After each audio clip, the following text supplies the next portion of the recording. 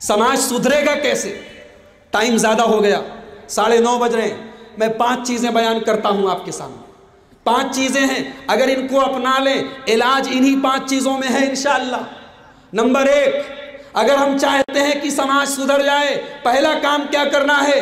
दीन की तरफ पलटना होगा, कुरान और हदीस की तरफ पलटना होगा। इमाम मालिक रहमतुल्लाह अलैह फरमाते हैं, लन युस्लिहा आखिरु हाज़िहिल उम्मा इल्ला बिमा सलह बिही अव्वलुहा। ऐ मुसलमानों, कान खोल कर सुन लो, जिससे सहाबा कामयाब हुए उसी से तुम कामयाब हो सकते हो। सहाबा कमज़ोर थे, गरीब थे, मगर अल्लाह ने उनको दुनिया में भी इज्जत दी और आखिरत में भी कामयाब। क्यों? क्योंकि सहाबा के पास दीन था, सहाबा दीन वाले थे, सहाबा कुरान और हदीस वाले थे। तो ये पहली चीज है कि हम दीन की तरफ पलटें, हम कुरान और हदीस की तरफ पलटें। हम अपने घरों में अपने माँ बहनों को भी मैं कहता हूं कि घर का माहौल दीनदारी वाला माहौल बनाएं, बेनमाजी नमाजी बने, और अपने बच्चों को भी नमाजी बनाएं। अपने घर में शिर्क की कोई जड़ न रहने दें। दूसरी चीज, मुआशरे की इस्लाह के लिए, मुआशरे के बिगाड़ का दूसरा इलाज मेरे भाइयों यह है कि हम अपने अंदर तकवा पैदा करें। ये तकवा क्या है? हजरत अबू हुरैरा से किसी ने पूछा कि तकवा क्या है? कहा कि ये बताओ कि कहीं कांटेदार झाड़ियों के बीच में से तुम्हें जाना है और कोई और रास्ता नहीं है, दोनों तरफ झाड़ियां हैं, कांटेदार झाड़ियां हैं और रास्ता बहुत तंग है, बहुत बारीक सा रास्ता है, तो कैसे निकलोगे?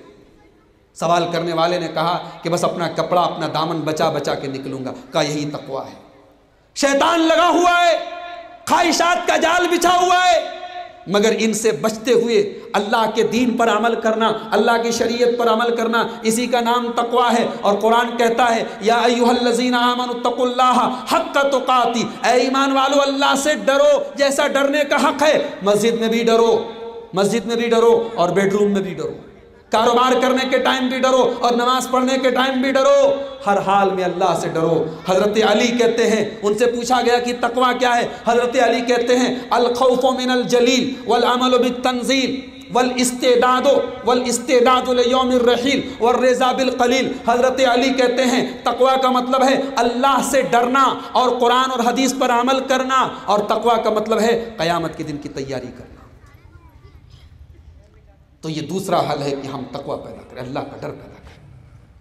तीसरी चीज, समाज में एक जमात हमेशा ऐसी होनी चाहिए जो नेकियों का हुक्म दे, जो बुराई से रोके, जो अम्र बिल मारूफ करे, जो नही अनिल मुनकर करे। कुरान कहता है, वल तकुम मिनकुम उम्मतुन यदऊना इलल खैर, एक जमात ऐसी होनी चाहिए जो बुराई को बुराई कहे, जो गलत को गलत कहे, जो नेकियों का हुक्म दे। कुरान कहता है, कुंतुम खैरा उम्मतिन उखरिजत लिन्नास, ऐ मुसलमानों तुम दुनिया की सबसे बेहतरीन उम्मत हो, तुम्हारा काम यही है कि तुम लोगों को बुराई से रोकते हो, भलाई का हुक्म देते हो। हम सबकी जिम्मेदारी है, हमारे गांव में, हमारी बस्ती में, हमारे मोहल्ले में अगर कोई गलत काम हो रहा है, हम अपनी ज़ुबान से रोक सकते हैं तो ज़ुबान से रोके, हाथ से रोक सकते हैं तो हाथ से रोके, जहाँ तक हो सकता है बुराई को रोकने की कोशिश करें।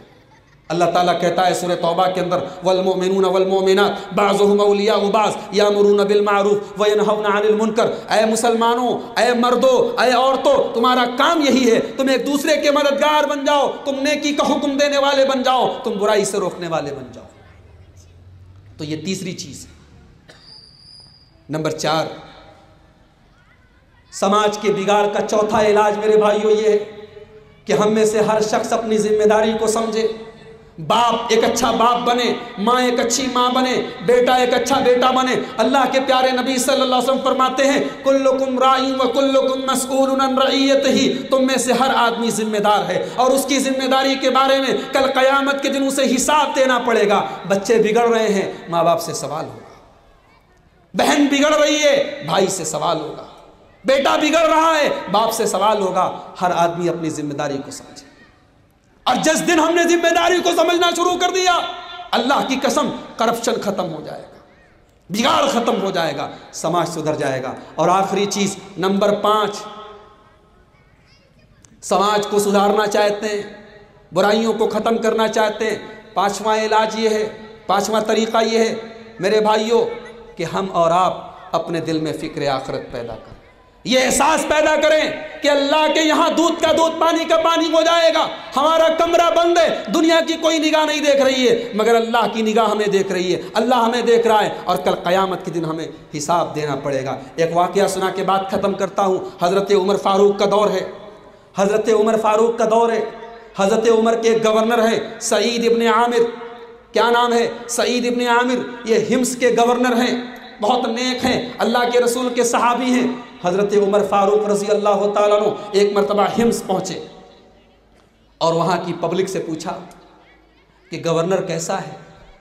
पब्लिक ने कहा, आवाम ने कहा, जनता ने कहा गवर्नर साहब बहुत अच्छे हैं, मगर 3 चीज़ों की शिकायत है। कहा क्या शिकायत है? कहा पहली शिकायत यह है कि गवर्नर साहब रात में इशा के बाद घर से नहीं निकलते, रात भर उनका दरवाजा खटखटाओ लेकिन किसी की मदद नहीं करते, किसी के काम नहीं आते। कहा दूसरी शिकायत क्या है?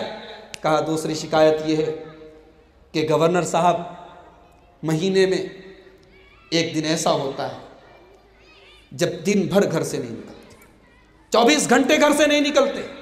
का तीसरी शिकायत क्या है?